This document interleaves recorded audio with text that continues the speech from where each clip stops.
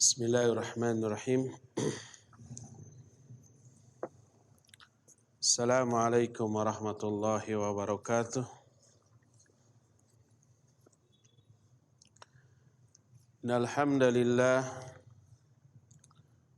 nahmaduhu wa nasta'inuhu wa nastaghfiruh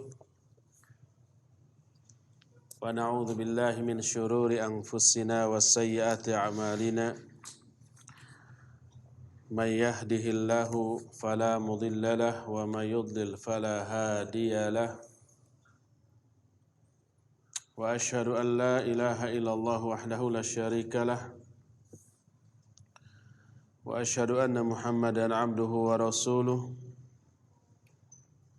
Ya ayyuhalladzina amanu taqullaha haqqa tuqatih wa la tamutunna illa wa antum muslimun.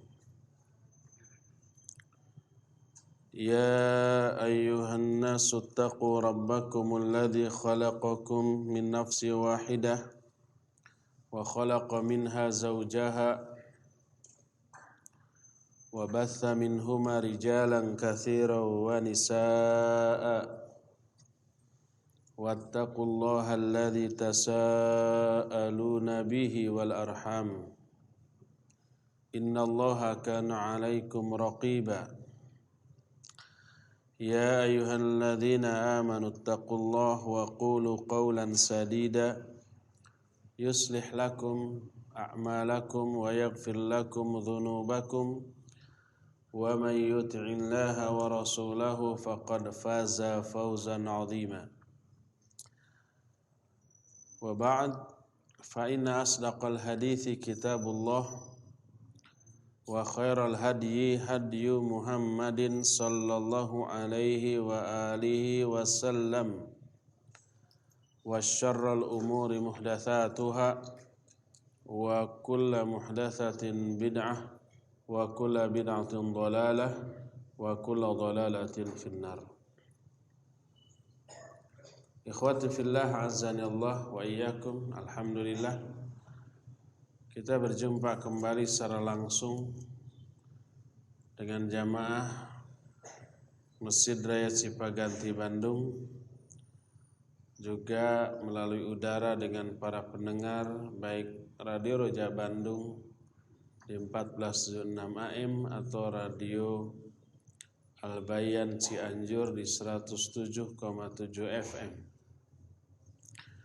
Kita akan lanjutkan pembahasan kitab Bulughul Maram yang pada pertemuan beberapa pekan yang lalu sudah sampai pada bab salat khauf, dan sudah 4 cara salat khauf yang kita bahas. Dan hadis terakhir, hadis riwayat Imam An-Nasa'i dari Jabir, bahwa Nabi alaihi salatu wassalam salat dengan satu kelompok sahabatnya 2 rakaat, lalu salam, lalu salat lagi dengan kelompok kedua juga 2 rakaat, lalu salam. Jadi Nabi SAW salat khauf 4 rakaat dengan 2 kali salam. Dan masing-masing sahabat yang terbagi pada 2 kelompok hanya 2 rakaat. 2 rakaat pertama yang dilakukan oleh Nabi SAW dengan kelompok pertama itu salat fardunya. 2 rakaat keduanya adalah salat sunat bagi beliau karena mengulang salat fardu hukumnya sunnah. Syarah dan penjelasan tentang hadis itu sudah kita terangkan. Sekarang cara kelima dari salat khauf. Nah, ini cara yang terakhir yang diterangkan oleh muallif rahimahullah, oleh Imam Ibnu Hajar dalam kitab Bulughul Maram ini. Walaupun sebenarnya tata cara salat khauf tidak hanya 5 macam, tapi mencapai lebih dari 18 cara salat khauf. Banyak Cuma yang diterangkan dalam kitab Bulughul Maram ini 5. Yang kelima diterangkan dalam hadis dari Hudzaifah radhiyallahu anna nabiyya sallallahu alaihi wa alihi wasallam shalla fil khawfi bihaula'i raq'atan wa haula'i raq'atan wa lam yaqdu. Rawahu Ahmad wa Abu Dawud wa Nasa'i wa sahhahahu Ibnu Hibban. Kata Hudzaifah, sesungguhnya Nabi SAW sholat khauf dengan kelompok pertama 1 rakaat, dengan kelompok kedua juga 1 rakaat. Dan masing-masing kelompok tidak mengqadha yang 1 rakaatnya lagi. Hadis ini riwayat Imam Ahmad, Abu Daud, An-Nasa'i dan disahihkan oleh Imam Ibnu Hibban.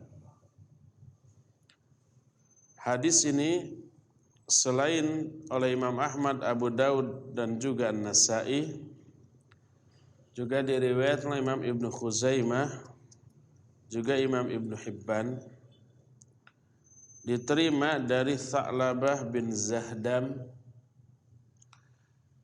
Kata Tha'labah, kunna ma'a Sa'id bin Al-As bitibristan faqama faqal ayyukum shalla ma'a Rasulillah sallallahu alaihi wasallam salatal khauf.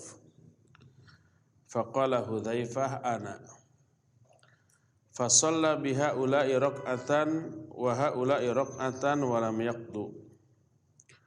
Kata Tha'labah, kami saat itu bersama-sama Sa'id bin Al-As di Tibristan.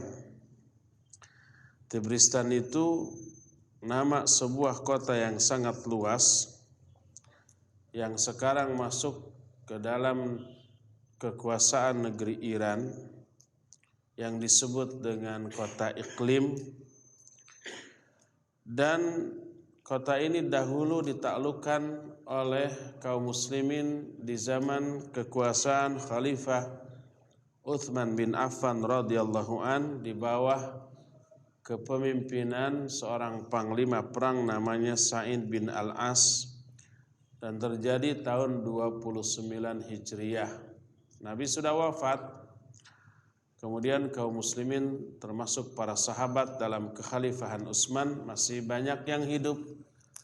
Sebagian pasukan dikirim ke negeri Iran, dan Iran dulu Persia ditaklukkan oleh kaum muslimin dari bangsa Arab.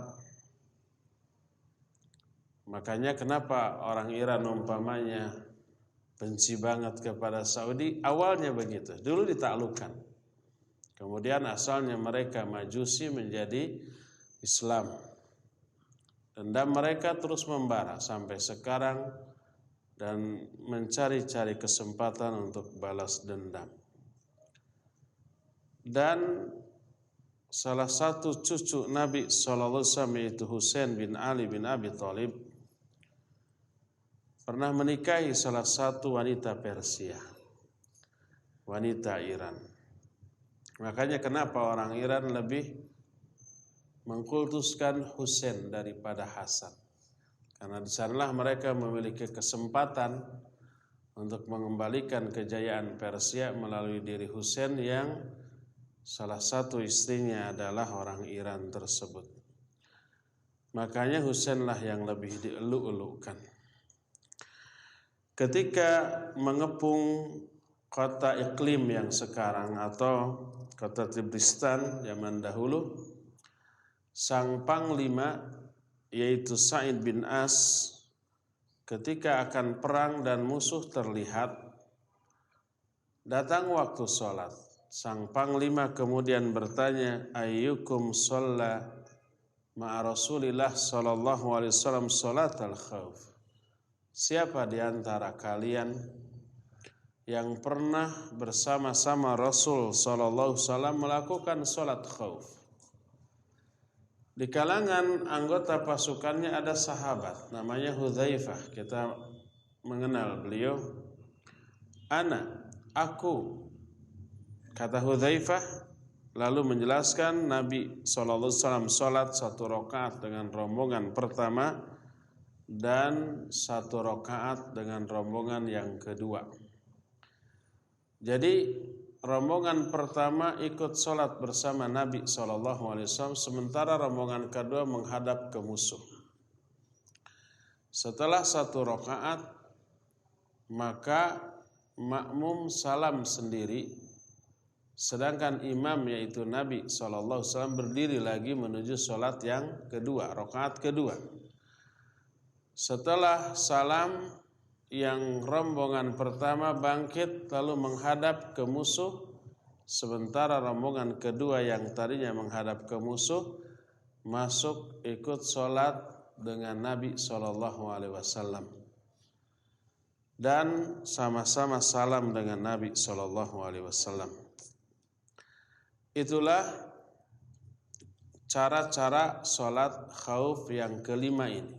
Nabi SAW 2 rakaat dengan 1 salam, sedangkan masing-masing makmum sholat hanya 1 rakaat juga dengan 1 kali salam. Hadis ini dengan lafaz seperti tadi diriwayatkan oleh Imam Abu Daud, dan sanad hadis ini sahih, disahihkan oleh Imam Ibnu Khuzaimah dan juga Imam Ibnu Hibban, dan sanad hadis tersebut sahih. Itu yang pertama dari aspek sanad. Kedua, ada sanad lain yang diterima dari Ibnu Abbas radhiyallahu anhuma. Kalau tadi dari Hudzaifah, kalau yang kedua ini dari Ibnu Abbas. Hadis kedua dari Ibnu Abbas ini disebutkan oleh Imam Ibnu Hajar, wa mithluhu inda Ibni Khuzaimah an Ibni Abbas. Dan ada hadis seperti itu menurut riwayat Ibnu Khuzaimah yang diterima dari Ibnu Abbas. Kalau tadi dari Hudzaifah, kalau sekarang dari Ibnu Abbas. Hadis penguat yang bersumber dari sahabat yang berbeda tapi isi lafadznya sama, hadis itu disebut syahid. Jamaknya syawahid, artinya penguat. Kalau ada riwayat lain diriwayatkan oleh ulama lain tapi bersumber dari sahabat yang sama, maka disebut mutabi, disebutnya tabi atau tawabi. Hadis Ibnu Abbas ini dikeluarkan oleh Imam Ibnu Khuzaimah dalam kitab Sahih Ibnu Khuzaimah, sebagaimana yang dikatakan Imam Al-Hafidh Ibnu Hajar. Selain Ibnu Khuzaimah, Imam An-Nasai, Imam Ahmad, Imam Ibnu Hibban juga meriwayatkan hadis ini dari Ibnu Abbas radhiyallahu anhuma. Kata Ibnu Abbas, anna Rasulullah sallallahu alaihi wasallam shalla bidhi qaradin wa saffan nasa khalfahu saffain. Saffan khalfahu wa saffan mawaziyal adu wa shalla bil ladzina khalfahu raq'atan thumma sarafa haula ila makani haula wa ja'ulaik fa shalla bihim raq'atan wa lam yaqdu. Kata Ibnu Abbas, Nabi SAW salat khauf di Dhi Qarad. Dhi Qarad nama sebuah kota antara Madinah dengan Khaybar, tapi berjarak sangat jauh, berjarak 2 hari 2 malam perjalanan dari Madinah menuju Khaybar. Di sana ada sebuah kota atau tempat namanya Dhu Qarad. Nah, Nabi SAW sholat. Beliau menyusun manusia menjadi 2 golongan, 2 kelompok. Kelompok yang pertama disuruh berbaris di belakangnya, dan kelompok kedua disuruh berbaris menghadap musuh. Lalu Nabi SAW sholat dengan rombongan yang berada di belakangnya 1 rakaat.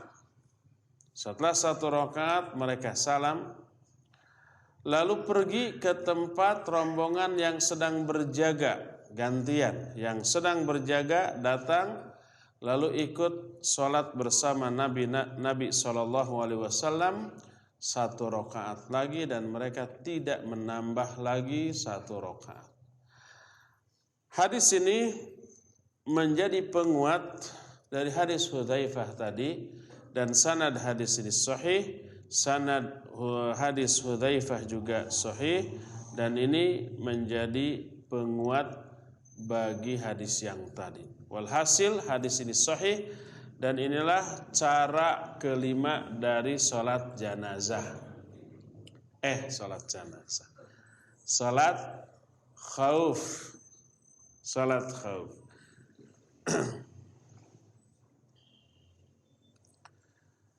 Ketika menerangkan hadis ini, para ulama ikhtilaf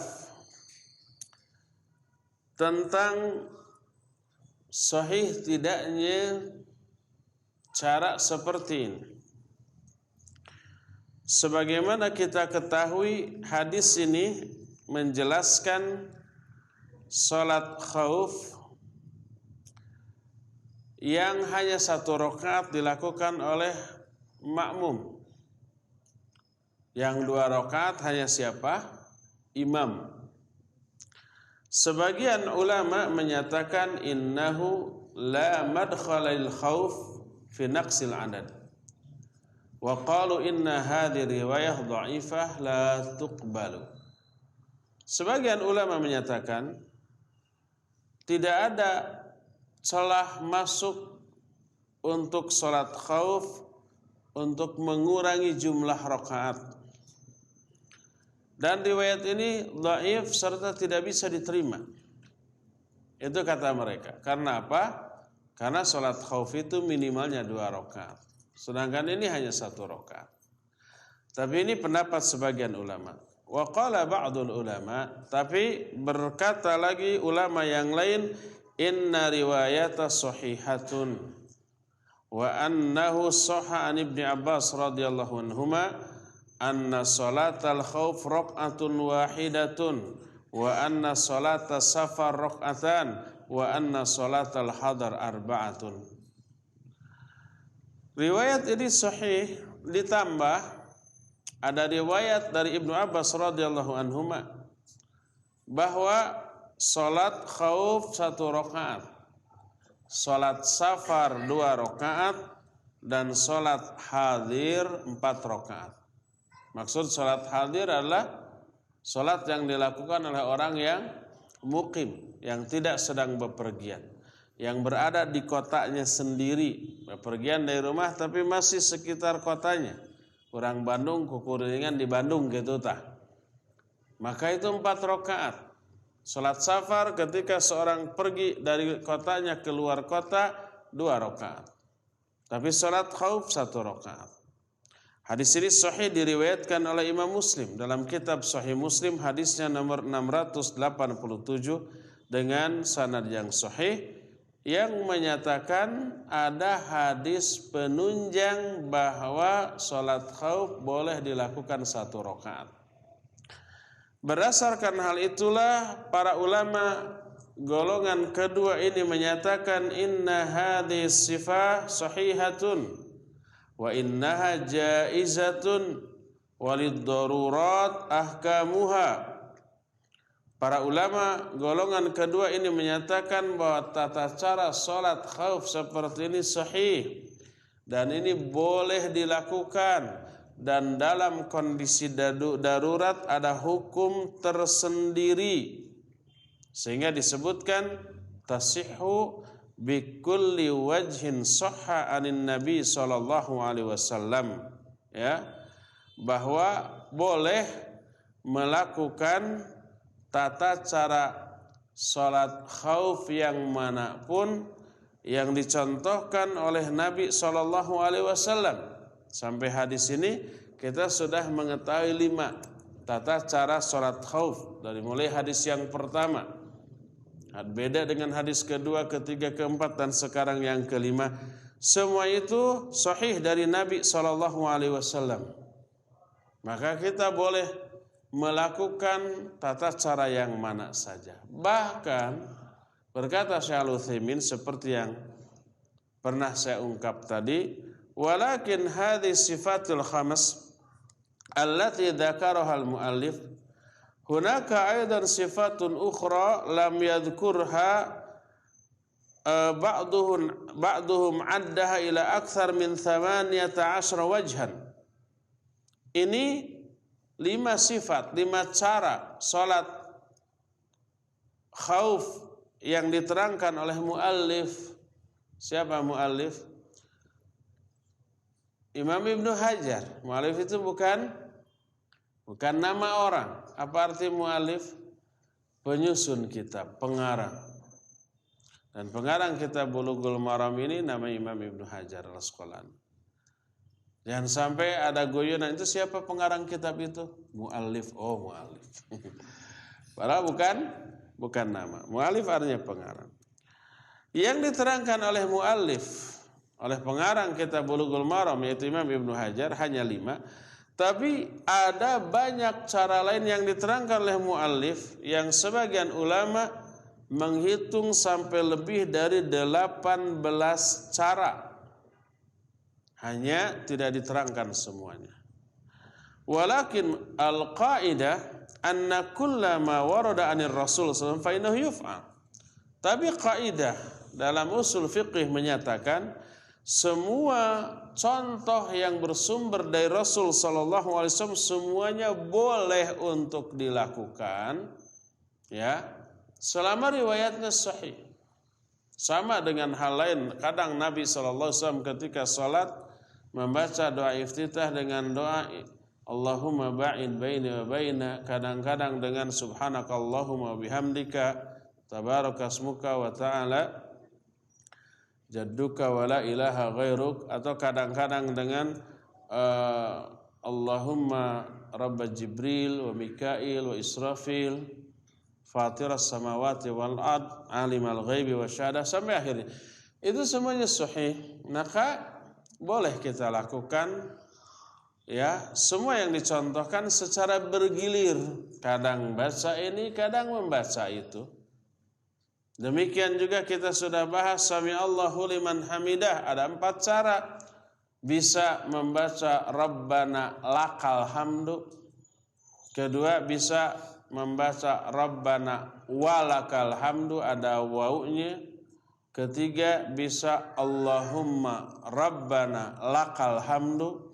Keempat, Allahumma Rabbana walakal hamdu. 4-empatnya bersumber dari hadis yang sahih.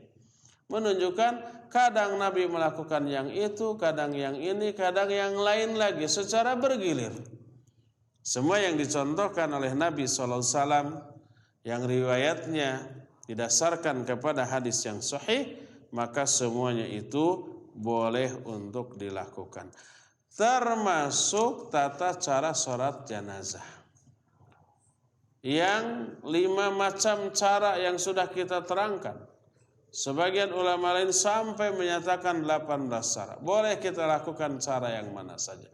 Cuma timbul pertanyaan, hal hadzal fi'lu huwa 'ala at-takhir wa at-tashhi aw 'ala taqdiril maslahah. Tinggal pertanyaannya apakah, ya, kita boleh sekehendak hati kita di antara cara-cara salat khauf tadi kita pilih semau kita saja, ataukah sesuai dengan sikon, mana yang lebih maslahat? Dijawab pertama, ya, karena ini menyangkut masalah salat berjamaah, keputusan berada di tangan imam. Imam yang menentukan. Lalu imam memilih berdasarkan kadar kemaslahatan. Mana yang lebih maslahat dengan situasi dan kondisi yang tercipta saat itu. Wa annal imam yara ma huwa aslah. Imam akan memandang mana cara yang paling maslahat. Wa kullama amkan ijtima'ul jamaah wa ittihaduhum fa innahu aula. Selama memungkinkan dilakukan sholat secara berjamaah, maka itu yang lebih utama. Apa dalilnya? Dalilnya hadis Jabir pada hadis pertama yang kita bahas di dalam bab ini. Ketika musuh berada di arah kiblat. Jadi ketika sholat kita tidak harus membelakangi kan? Maka Nabi SAW tidak memecah jamaah, tidak membagi dua, sebagian jaga, sebagian sholat, tidak begitu, tapi sholat bareng-bareng dari awal sampai akhir. Akan tetapi ketika Nabi dan shaf pertama ruku dan sujud, shaf kedua tetap berdiri menghadap ke musuh, sebab musuh ada di mana? Di arah kiblat, tidak membelakangi musuh. Sebab kalau semuanya ikut ruku, ikut sujud, nanti pas ruku, pas sujud, pas tidak melihat posisi musuh, musuh secara tiba-tiba menyerang, dan itu madarat, bisa mengakibatkan kekalahan telak bagi kaum muslimin. Makanya shaf yang kedua tetap berdiri. Yang lainnya ruku dan sujud. Tapi dari awal sampai akhir takbirnya sama, salamnya sama, hanya di tengah-tengah yang berbeda. Berjamaahnya tetap dari awal sampai akhir. Itu yang dilakukan oleh Nabi dan para sahabat ketika musuh berada di arah kiblat dan mereka masih memungkinkan sholat secara berjamaah dengan sedikit perbedaan di tengah-tengahnya. Lalu timbul pertanyaan, bila perang sangat umpamanya dahsyat, berlangsung lama, kadang dimulai dari sebelum subuh. Subuh seperti di kita 4:30, jam 4 sudah perang. Tidak ada waktu istirahat. Terus sampai maghrib. Kita belum sholat subuh, belum zuhur, belum asar. Maghrib ge canreng saya eta perang teh. Maghrib itu juga belum apa?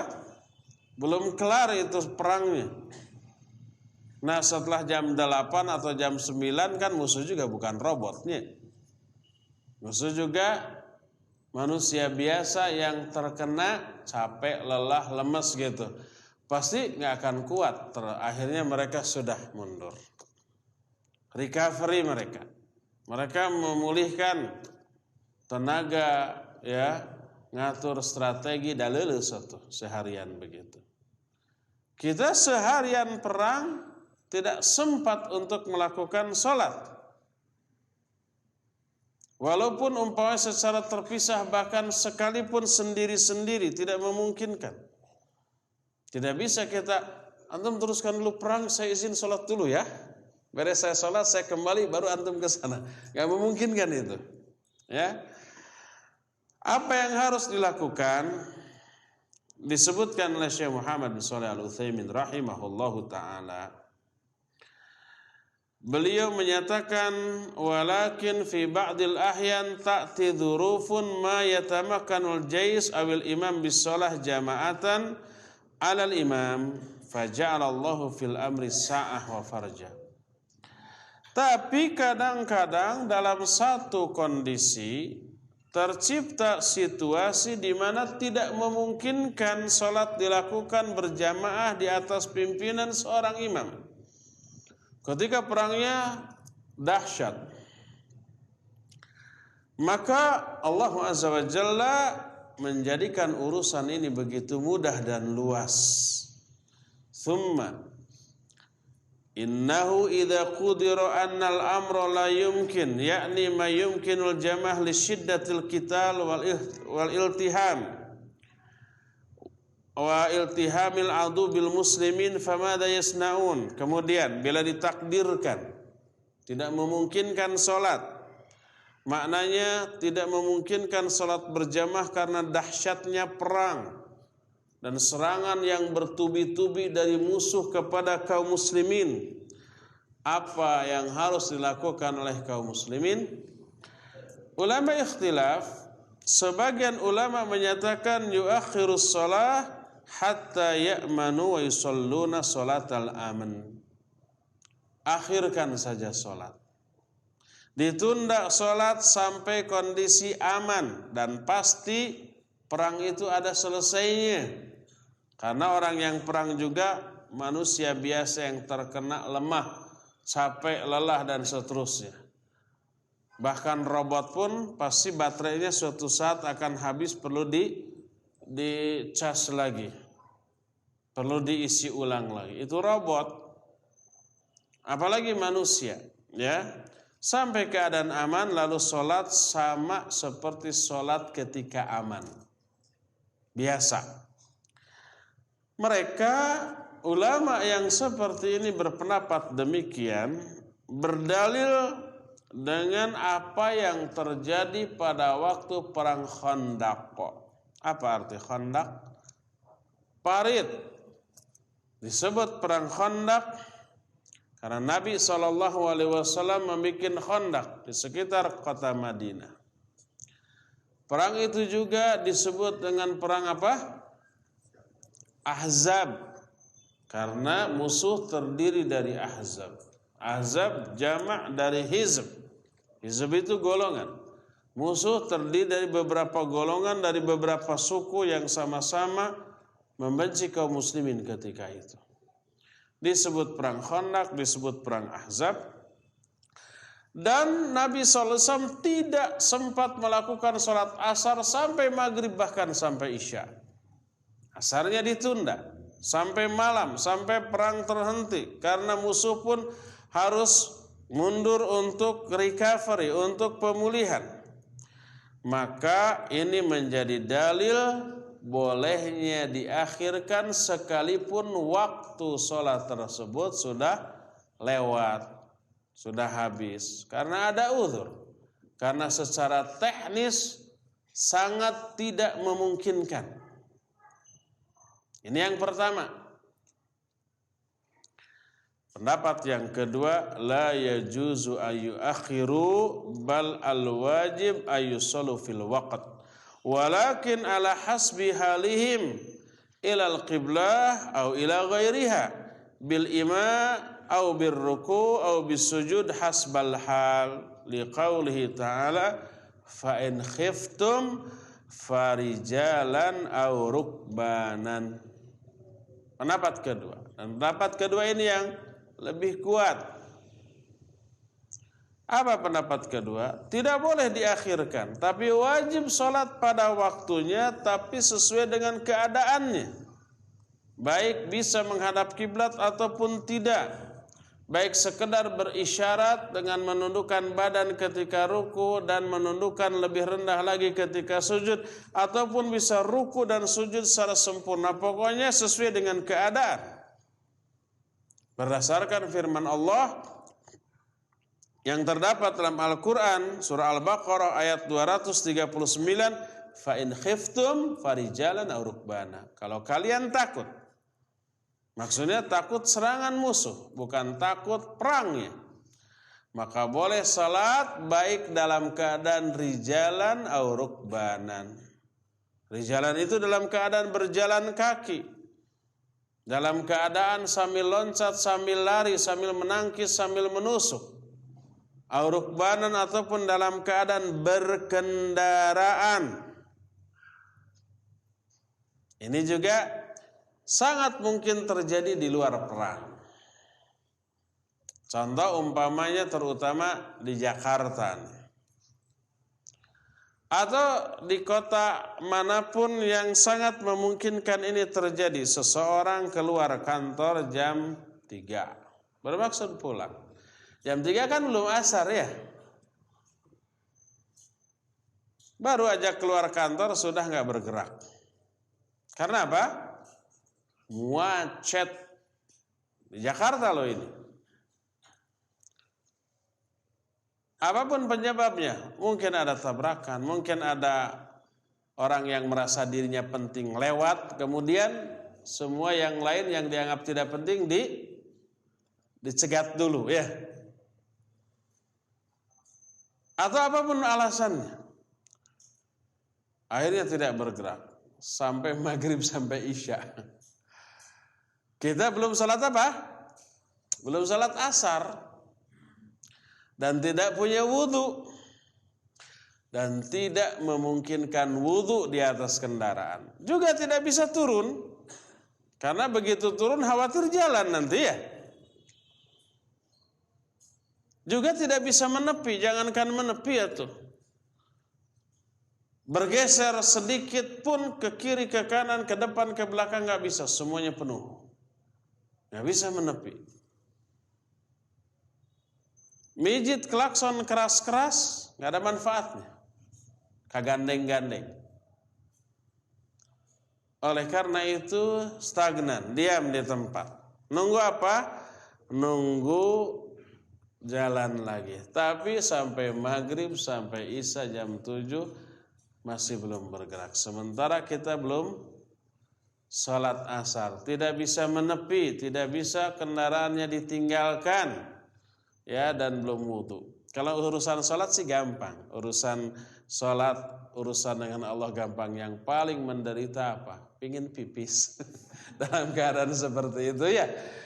Ditahan bukan tahan-tahan untuk itu matu. Tapi urusan pipis bukan urusan syar'inya, kita nggak akan bahas. Yang kita bahas adalah urusan sholatnya. Sholatlah ketika waktu sholat tiba dalam keadaan seadanya. Dalam keadaan seadanya, walaupun sambil duduk. Rukuknya tidak bisa sempurna, hanya nunduk sedikit. Sujudnya, nunduknya lebih dalam lagi. Ya, dan seterusnya begitu. Itu yang harus dilakukan. Tidak boleh mengakhirkan dari waktunya. Ini pendapat ulama yang kedua. Lalu bagaimana jawaban pendapat ulama kedua terhadap Nabi SAW yang mengakhirkan sholat asar pada waktu perang Khandaq? Mereka menjawab, innaha lam tusra ba'd wa innama syuri'at ba'da dhalik farrasul sallallahu alaihi wasallam fa'alaha qabla an tusra'a sholatul khauf. Kata para ulama golongan kedua ini, sesungguhnya sholat khauf ini belum disyariatkan saat perang Khandaq. Hanyalah sholat khauf disyariatkan setelahnya. Setelah berlalunya perang Khandaq. Dan Nabi SAW melakukan sholat khauf itu sebelum mengalami perang Khandaq, sebelum disyariatkannya sholat khauf. Karena belum disyariatkan sholat khauf, maka Nabi SAW terpaksa mengakhirkan sholat asar sampai menjelang malam, sampai malam, sampai kelewat maghrib dan isya segala macam, dan dilakukan pada waktu malam.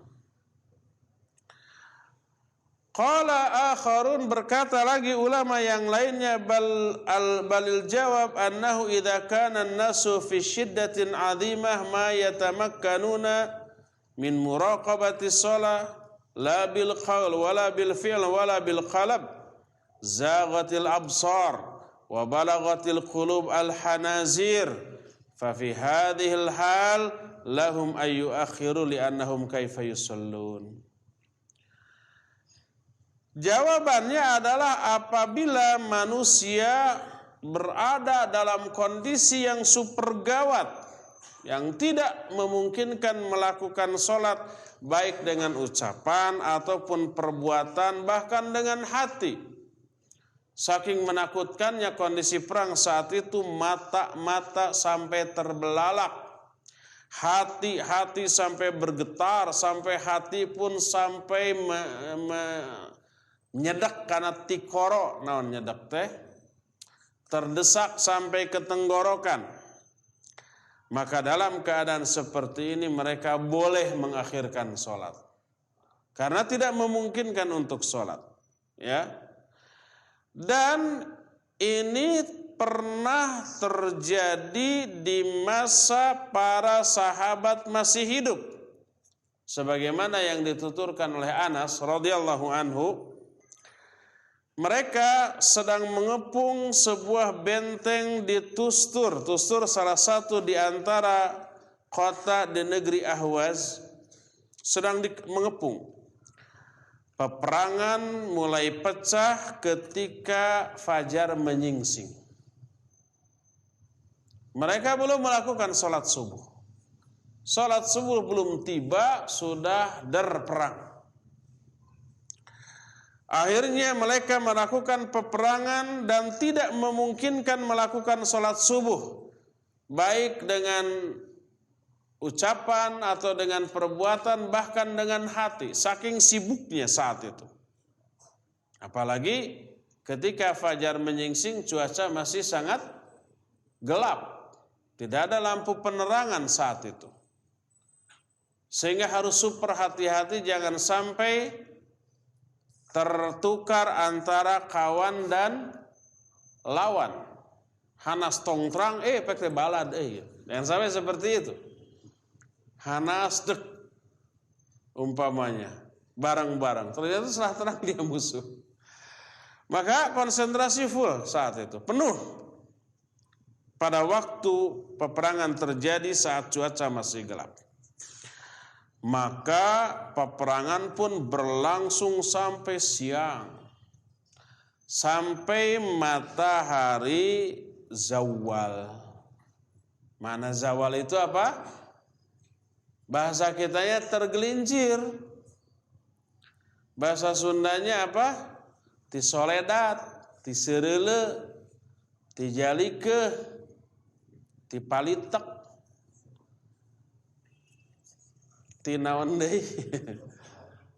Tikusruk mah jatoh, ieu mah tisereule hungkul. Makna zawal, makna tisereule, makna tergelincir adalah ketika matahari di tengah hari lalu mulai bergerak ke arah barat. Itu namanya zawal. Mulai awal bergeraknya matahari dari tengah-tengah ke arah barat, itu namanya zawal. Perang terus berkecamuk sampai zawalnya matahari. Lalu setelah mereka mampu menaklukkan benteng tersebut, Allah memberikan kemenangan, barulah mereka itu melakukan sholat subuh. Sholat subuh ketika matahari sudah tinggi, sudah zawal, sudah masuk waktu sholat zuhur. Mereka melakukan itu, menunda, karena tidak memungkinkan untuk melakukan sholat subuh pada waktunya atau sebelum peperangan berakhir. Ya. Di tengah-tengah mereka ada Abu Musa al-Ash'ari radhiyallahu anhu. Apa motivasi kaum muslimin mengakhirkan sholat? Bukan urusan duniawi. Berkata Anas radhiyallahu an, "Ma uhibbu ayyakuna li bihadhi shalah ad-dunya wa ma fiha." Dengan salat seperti kami, demi Allah sedikit pun tidak menginginkan dunia dan isinya. Kenapa salat sampai diakhirkan? Oh, demi dunia ya, demi kemenangan perang lalu dapat rampasan perang. Bukan itu. Tapi li'ilai kalimatillah, untuk meninggikan kalimat Allah Azza wa Jalla. Sebab kalau kalah dalam peperangan saat itu, maka berefek terhadap kemuliaan agama ini. Kata Anas, ya, ma uhibbu ayyakuna li bihadhihi shalah ad-dunya wa ma fiha. Ucapan Anas ini diriwayatkan oleh Imam Al-Bukhari dalam kitab Sahih Bukhari dan juga Imam Ibnu Abi Syaibah. Berdasarkan hal itulah maka dibolehkan untuk menunda sholat ketika kondisi sangat genting. Berkata Syekh Al-Utsaimin, "Fahadha yuhmalu ala ma idza kana al-khawfu syadidan jiddan ma yatamakkanul insan min ayyi qaulin."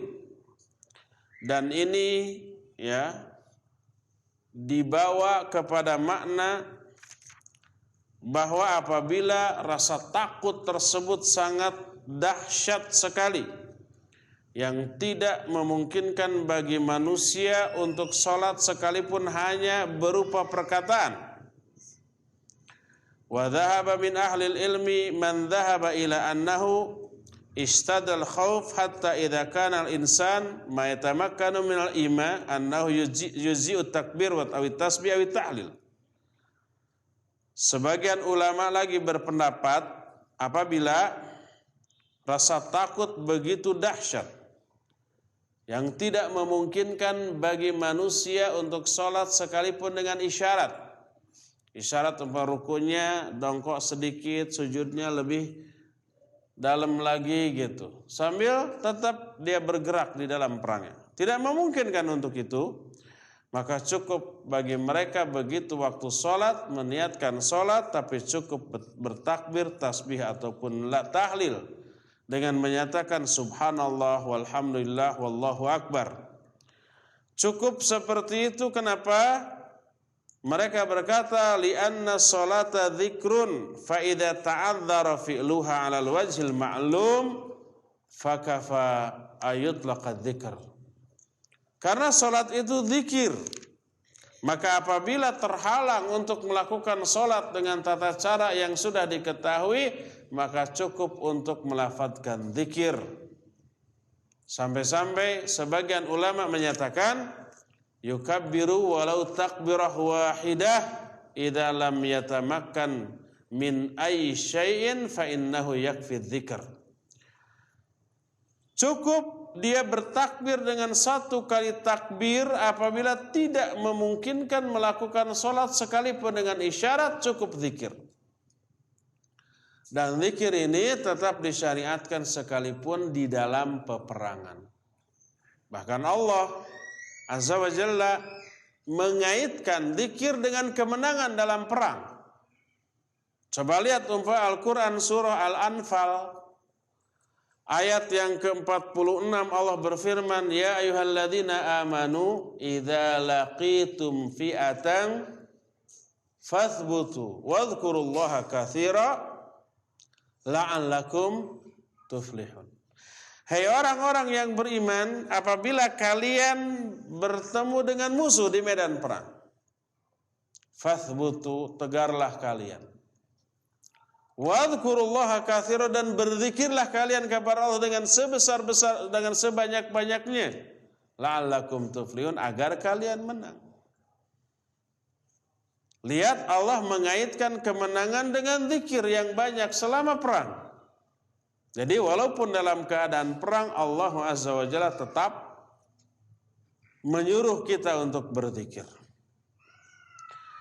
Fahadhil asya rubbama naqul bihadzal qaul idza kanatil ma'arik mustamirrah, yakni ma tahda'u mathalan baina waqtin wa akhar bihaitsu law akharuha lajtama 'alaihim furudun katsirah wa syaqqa 'alaihim qada'uha. Cara seperti ini boleh kita pegang apabila perangnya terus-menerus. Maknanya perangnya tidak mereda dari waktu sholat ke waktu sholat, yang apabila diakhirkan maka kita diharuskan mengqadha banyak sholat sampai 5 kali diqadha terus-terusan. Maka berat kepada mereka untuk mengqadhanya, ya.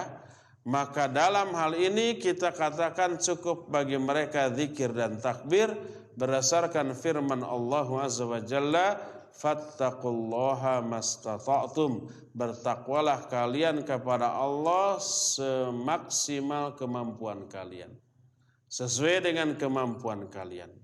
Mampunya hanya takbir dan zikir, ya sudah, dalam kondisi perang hanya itu.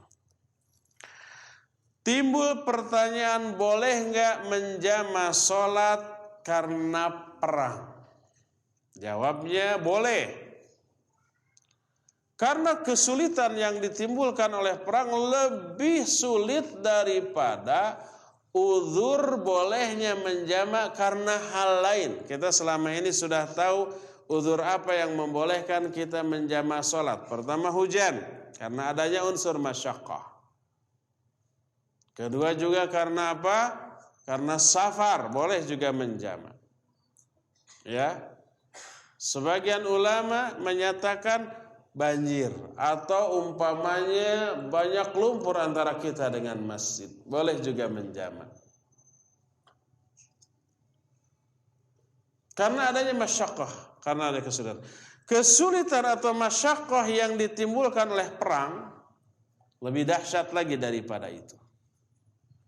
Maka apabila karena hujan, karena safar, sebagian ulama menyatakan karena sakit, atau karena secara teknis tidak memungkinkan, dibolehkan untuk melakukan jamak karena adanya unsur masyaqqah pada kondisi-kondisi tadi, maka masyaqqah atau kesulitan yang disebabkan karena perang lebih dahsyat lagi.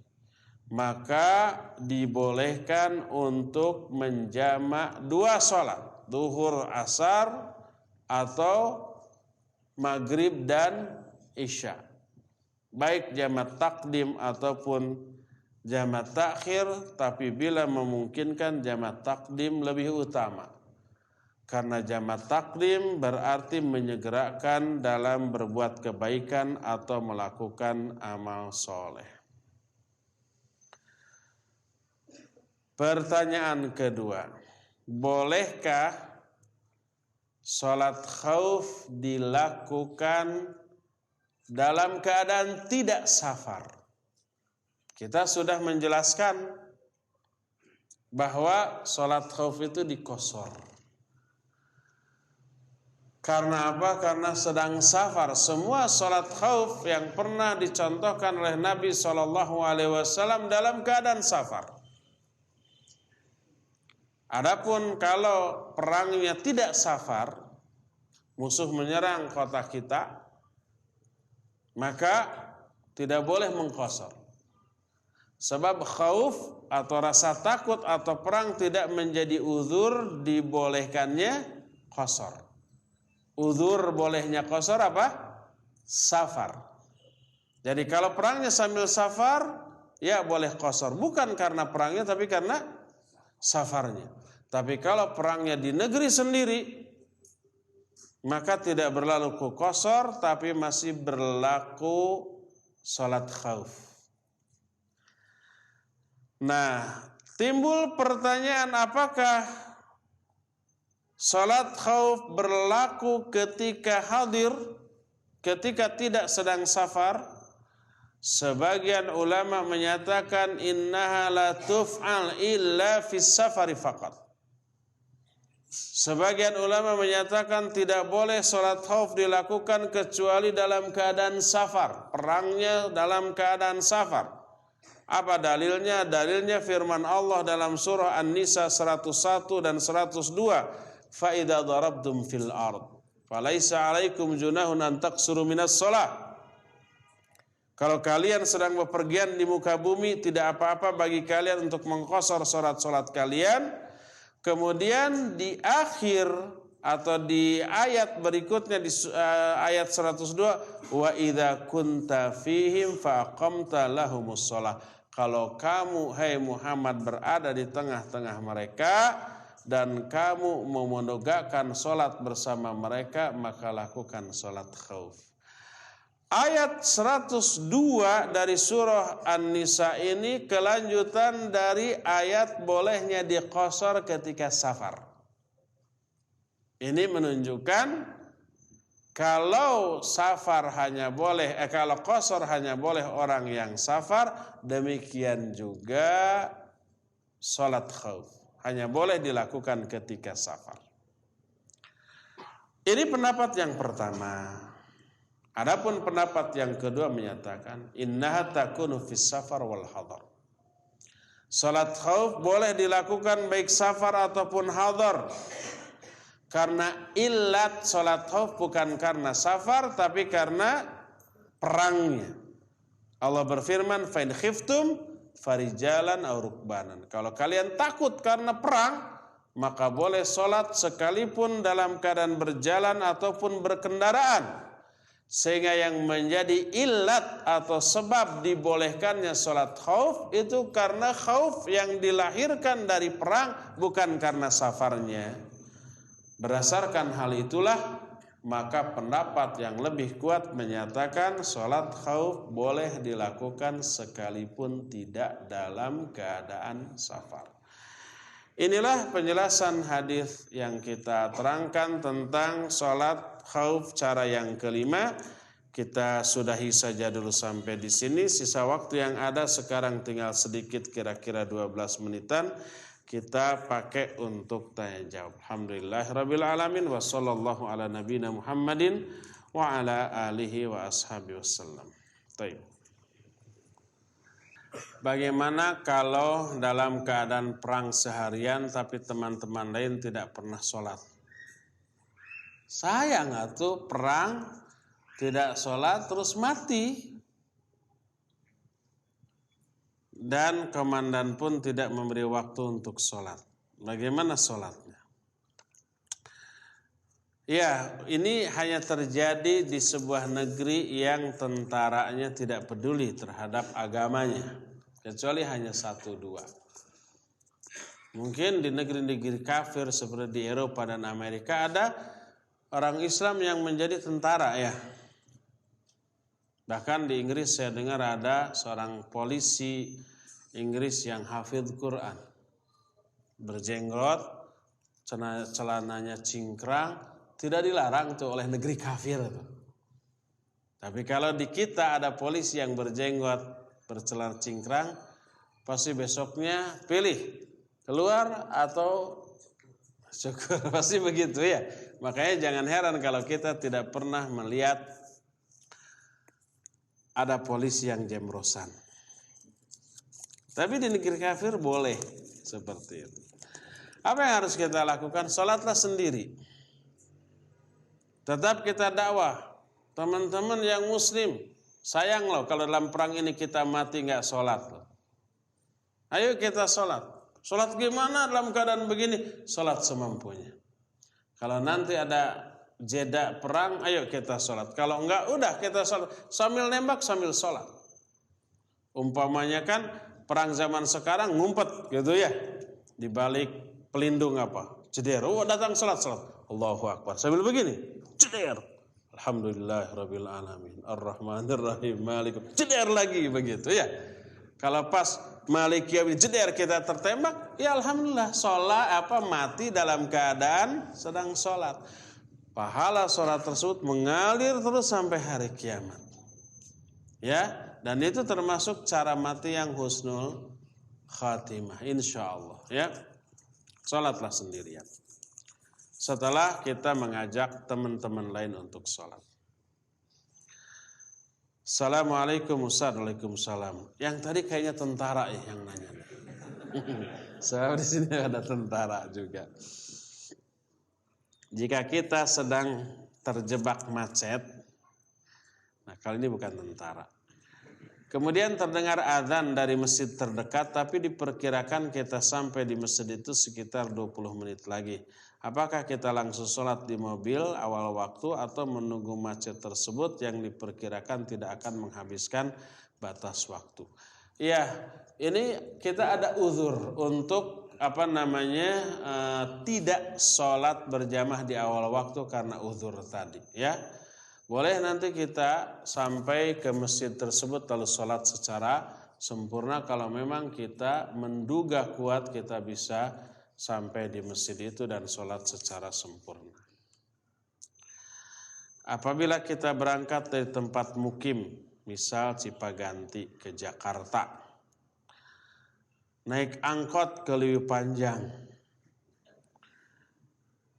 ada travel tuh langsung. Apakah boleh dikosor di Leuwi Panjang atau sebaliknya jika dari Jakarta ke Bandung kemudian tiba di terminal, apakah boleh dikosor? Ya, sebelum kita sampai di rumah, posisi kita, status kita masih safar. Sekalipun sudah sampai di kota kita sendiri. Umpamanya, kita berangkat dari Bandung, dari rumah jam 11 mau ke Jakarta. Naik angkot. Karena macet, tak berapa lama gitu ya, sebelum sampai ke terminal Leuwi Panjang, sudah adzan zuhur. Kita masih di kota Bandung dan kita tinggal di kota Bandung. Lalu kita sholat dulu di terminal Leuwi Panjang. Zuhur. Kita sudah safar. Karena sudah keluar rumah. Walaupun masih di dalam kota Bandung sendiri. Maka berlaku hukum bagi seorang musafir. Kita boleh mengqasarnya dan boleh menjamaknya. Atau sebaliknya, umpamanya kita dari Jakarta, kita mukim di Bandung. Ya. Begitu sampai ke Bandung umpamanya pas maghrib. Kemudian kita sholat dulu di terminal. Dari terminal ke rumah itu bisa setengah jam, bisa 1 jam tergantung kondisi jalan pakai angkot. Kalau macet bisa sejam lebih. Kita sholat maghrib dijamak dengan isya dan dikosor boleh. Walaupun sudah di Bandung tapi belum sampai ke rumah, posisi kita masih dalam keadaan safar. Wallahu a'lam. Insyaallah kita teruskan ini pada hari Sabtu yang akan datang. Subhanakallahum bihamdik asyhadu an la ilaha illa ant astaghfiruka wa atubu ilaik walhamdulillahi rabbil alamin wa sallallahu ala nabiyyina Muhammadin wa ala alihi wa ashabihi wasallam. Wassalamualaikum warahmatullahi wabarakatuh.